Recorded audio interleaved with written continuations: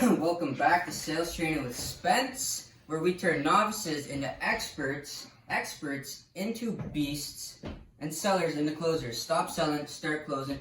Do it with Spence. Close 7-level selling.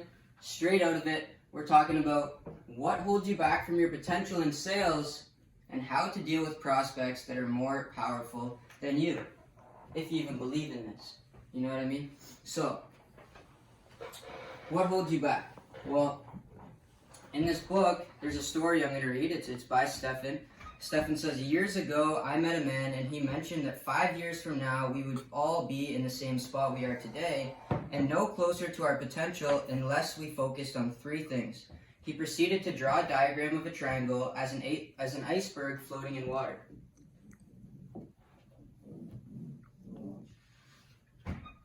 With his marker, he divided the tip of the iceberg as 2% of what holds us back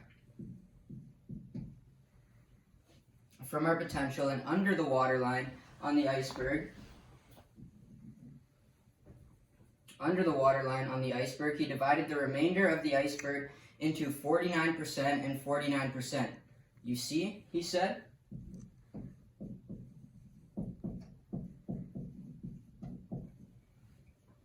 what holds us back in life is only 2% knowledge, what you learn, what you know, your education, which in the end isn't a huge factor. But what comes huge in holding you back from your potential are your fears and your weaknesses. Fears, weaknesses, how much you know. So this essentially, however you want to put it, this was advice from a $100 million man. This could be the pyramid of success. 2% of what holds you back from reaching your potential is going to be what you know. The other 49 and 49% is going to be your fears and your weaknesses, insecurities, self-consciousness, whatever's going on, fear of poverty, fear of failure, fear of being judged, you're weak in a certain area, blah, blah, you can't talk to somebody properly, you're not able to maintain eye contact. Those are your fears, your weaknesses.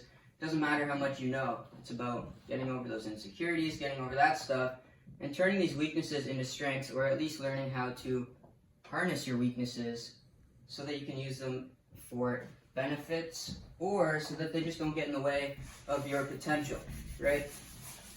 So when we're talking about your potential, reaching your potential, it's going to take a lot of energy.